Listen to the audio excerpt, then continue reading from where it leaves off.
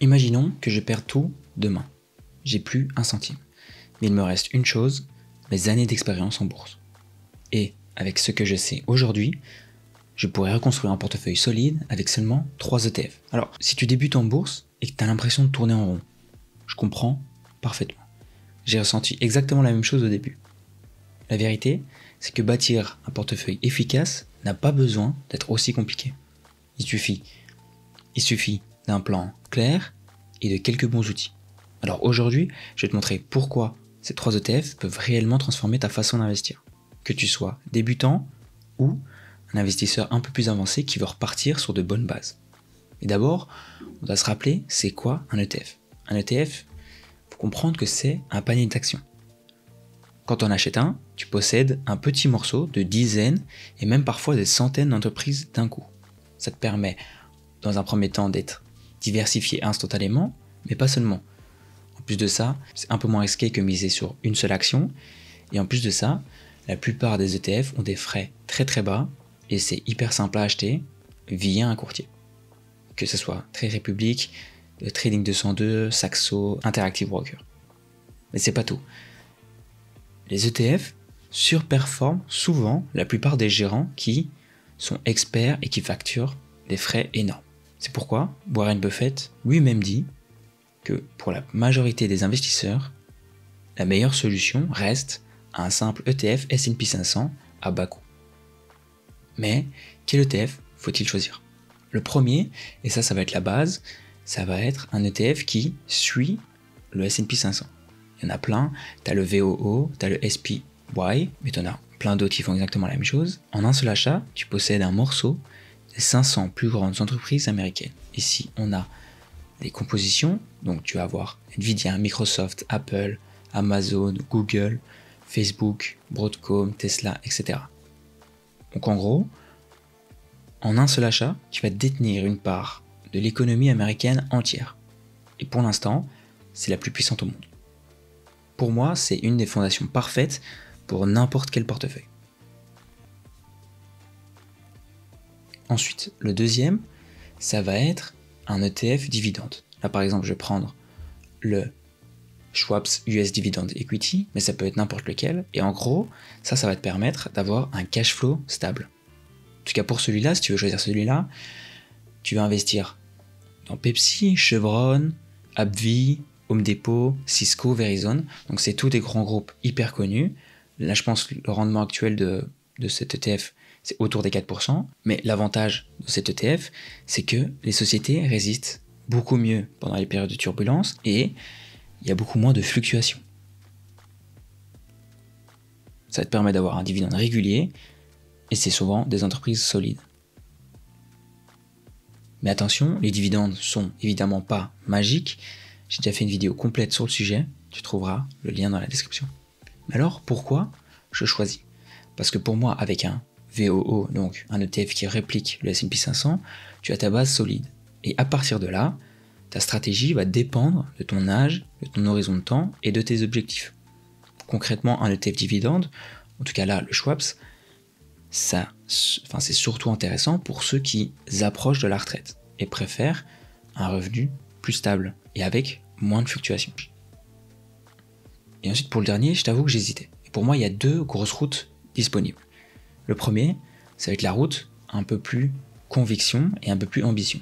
Tu vas prendre un QQQ, donc par exemple, ça va suivre le Nasdaq 100, et là encore, tu vas miser sur les géants de la tech et de l'innovation.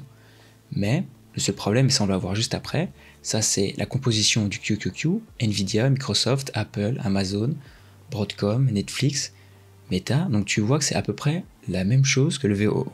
Et c'est pour ça que j'ai dit que c'est un ETF à conviction, parce que là, oui, tu auras peut-être plus de potentiel de performance, avec évidemment plus de volatilité, mais tu restes très axé américain. Donc si tu as des convictions plus américaines, ça peut être le bon choix. Ensuite, tu as la route de la diversification, avec un ETF World ex-USA. Ça veut dire quoi ? Ça veut dire que là, on va prendre un exemple. On a pris IEMG, ça va être un World avec les emerging markets. Donc en gros, tu vas avoir Taïwan, Tencent, Alibaba, Samsung, Xiaomi, etc. Ça va te permettre quoi? Ça va te donner une exposition au marché émergent, à l'Europe, à l'Asie, et l'idée en fait, ça va être de pas seulement miser sur les États-Unis. C'est intéressant, surtout si tu crois que les pays émergents vont connaître une croissance un peu plus forte dans les prochaines décennies. Mais au final, le choix dépend de toi, de tes convictions et de ta tolérance au risque. Maintenant, il y a juste un point qui est intéressant à prendre en compte, ça va être le chevauchement. Donc quand tu combines souvent plusieurs ETF, c'est possible que tu aies des chevauchements.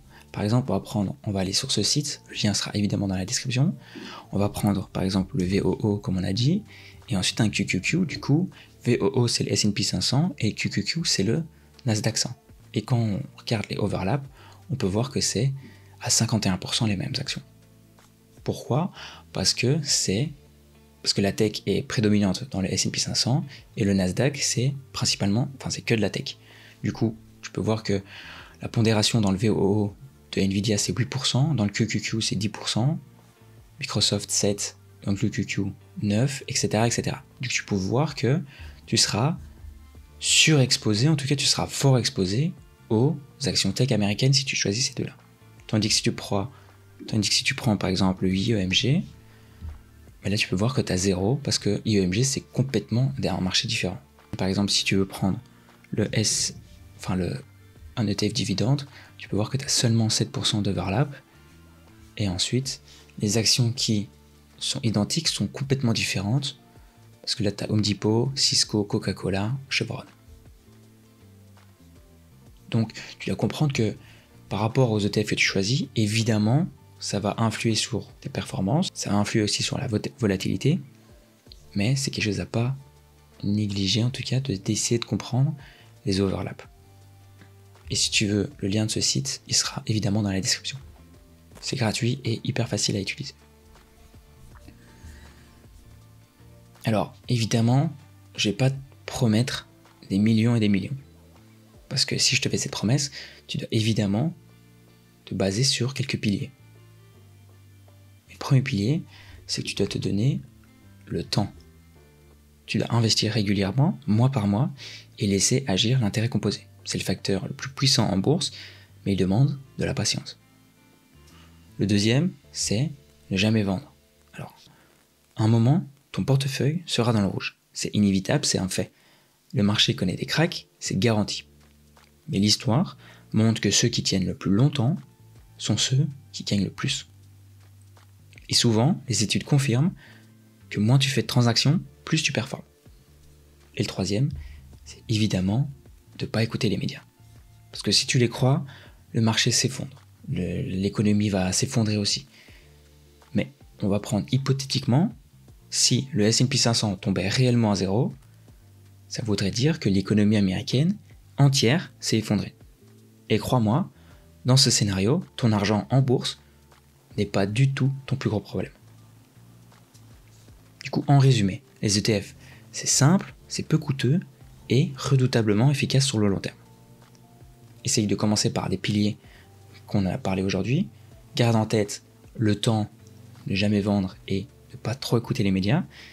Et si tu restes discipliné et que tu investis régulièrement, tu évites les frais inutiles, tu auras déjà fait beaucoup mieux que 90% des investisseurs.